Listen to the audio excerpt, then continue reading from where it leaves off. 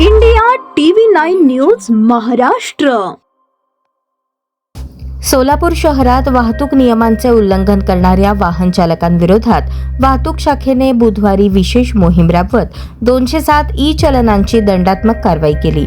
या कारवाईत 1,98,700 रुपयांचा दंड आकारण्यात आला. सोलापूर शहरात बसवण्यात आलेले सीसीटीव्ही कॅमेरे तसेच वाहतूक अंमलदारांच्या माध्यमातून ही कारवाई करण्यात आली. यामध्ये मोबाईलवर बोलत वाहन चालवणाऱ्या 105 वाहन चालकांवर सर्वाधिक कारवाई करण्यात आली.